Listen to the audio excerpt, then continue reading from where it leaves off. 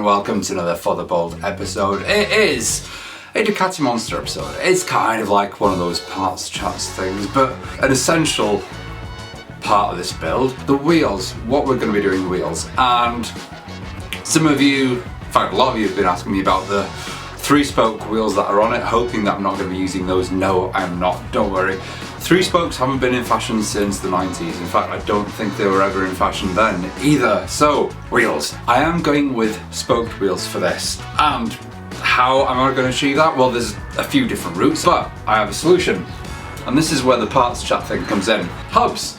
These hubs are from Dime City Cycles, which a few viewers may remember. I went over there a couple of times last year to build the CX500 tracker, which again we raised over $27,000 for Prostate Cancer Foundation charity, and we gave that bike away. But whilst I was there, I got my hands on a couple of hubs. Now, these hubs could be universal. I'm saying could like that because they're not meant to be universal hubs, but there's a means and way of actually getting them to fit. These are for XS650s, Yamaha XS650s. The front hub, I know, because I've tried and tested it, actually bolts straight onto the bike as it is, just needs new bearings. Obviously these hubs come without bearings, but as far as, you know, the brake disc and the speedo gear at the front here, everything ties up fine and it fits perfectly. The back, however, a bit more of an issue with that, but if you are running Yamaha XS650 and you want a neat pair of spoked hubs, then these will do perfectly for you, bolts straight on. Now the issue I've got is that my sprocket and my disc doesn't fit on this. So there are a couple of ways I can do, or a couple of ways I can figure it out. First of all, I need to place it on the bike and see exactly where the chain gets, how it wraps around, where it meets and all this. Now, of course, your chain has to align perfectly, your rear sprocket and your front sprocket have to align perfectly. So if there's a bit of play in that, I can always create a spacer, and whilst I'm creating a spacer out of CNC aluminium, I can actually create an adapter that will take a monster sprocket and a monster disc to fit this. Alternatively, I can look into it further, and if an XS650 sprocket and disc come in similar diameters to what the Monster does, bolt those straight on and then there you go. The only thing that we need to do, like I said, is add bearings onto these. Now these are going to be wrapped around some beautiful XL rims, and I can't wait to see that. Some black XL rims are going on the 3.5 inch front and a 4.25 rear, both 17 inch.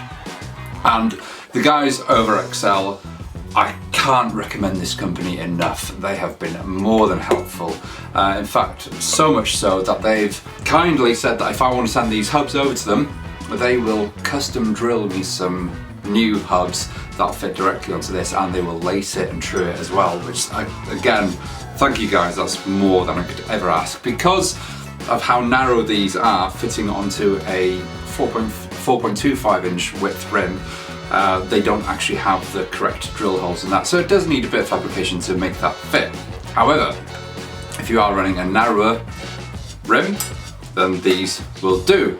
So today's episode, fit some bearings, see how it aligns onto that. Now I have got a set of bearings for these. Not the easiest of bearings to find. The fronts weren't too much of a problem because obviously, as a lot of you may know, to get any bearing or to get any wheel to fit any axle, it's just a matter of choosing your outer diameter and your inner diameter bearing. So for the fronts, I can't actually remember what these are, what the outer diameter is. I know the inner diameter is 20 mil. I cannot for the life of me remember what the outer diameter is, but they are the same on both sides. But the rear was a bit trickier because I've got such a narrow axle on the rear. It's a 17 mil axle, so I had to find a 62 mil outer diameter bearing with a 17 mil inner diameter axle, and on the other side it's a 52 mil diameter bearing with a 17 mil inner. So that is going to fit beautifully. Push it in and hey presto, it will fit and work. But the age-old trick of getting these to fit is slapping the freezer. I'm going to slap them in overnight, and that'll shrink the size ever so slightly to the point that it'll slide in a lot easier than what it wheel right now. So that is the first thing I need to do. Another thing that Excel have offered me to do, or offered to do for me, is they can displace this to go either in the middle, left or right. Again, that's super handy, so depending on where things line up, might actually make my job a little bit easier. Perfect.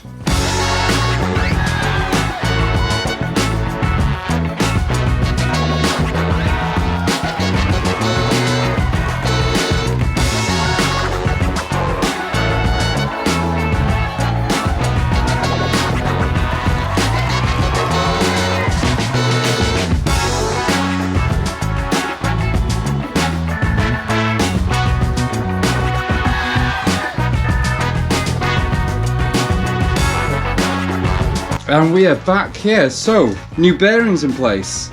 I didn't bother showing the process of that because you all know by now from this channel what putting bearings in are like. Freeze them and then they go in a heck of a lot easier. So I just tend to get these up to room temperature, and then the frozen bearings slip a lot easier in because they're shrunken ever so slightly.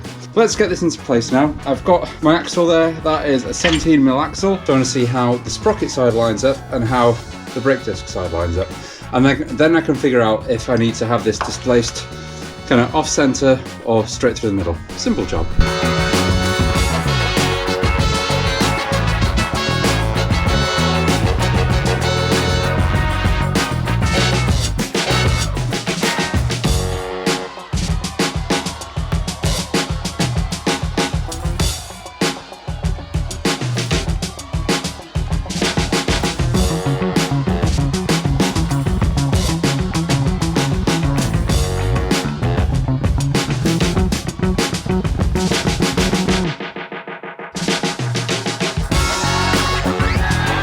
And that's it, that is in place now. I've got the brake caliper in place. Obviously that brake caliper isn't as needs to be. It needs to be cleaned up, it needs to be repainted and all sorts, and reconditioned as well, because last time I remember using this, it was leaking a little bit.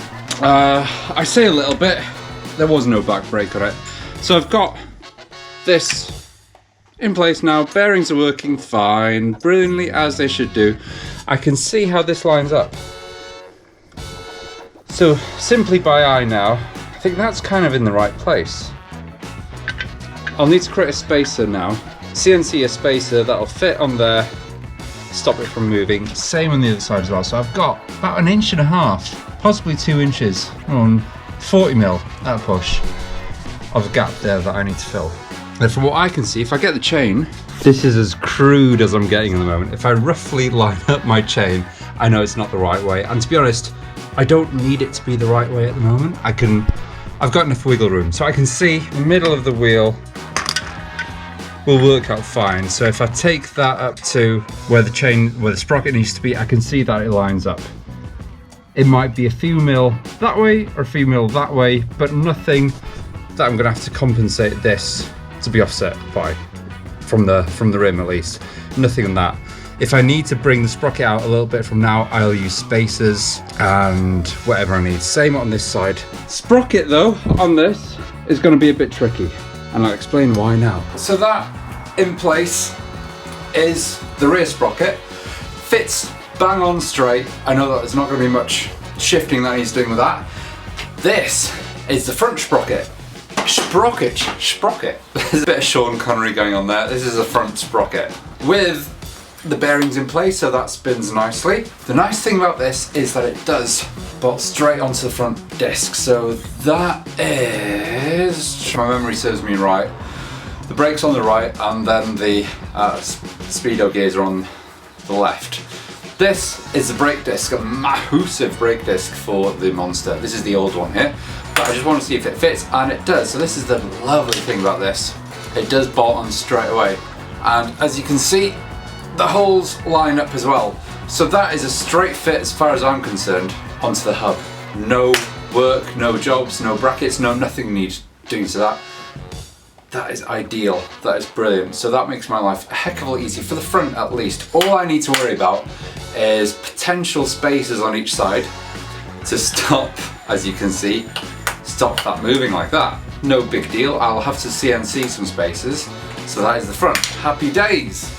And that is all from me for this video. The next steps from me is to package these up, send them over to Excel, and then they will lace and trim and wrap them in some beautiful rims. I cannot wait for that. And then, oh, look at these! These lovely tyres. I mean, that's the front of those lovely Avon Trail Riders. So that is all from me. As you can see, the temperature's seriously dropped and it is freezing in here. I'm gonna have to dig out the heater and warm this workshop once again. Gone is the summer, that is for sure. So if you want to stay updated with the Ducati build, carbon fibre bits coming up soon, the mongrel build, and generally what's going on around here, then subscribe. Follow me on Instagram as well. You can see daily snaps on there, and also visit footballindustries.com if you want to buy any merchandise. But for the meanwhile, if you want to head over to Time City Cycles to have a look at these, and over to XL Rims to see what rims they've got in stock and what I'm going to be putting on the bike, then do that as well. Links are all down below. So until next week's video, everyone just stay warm because it's freezing. Bye.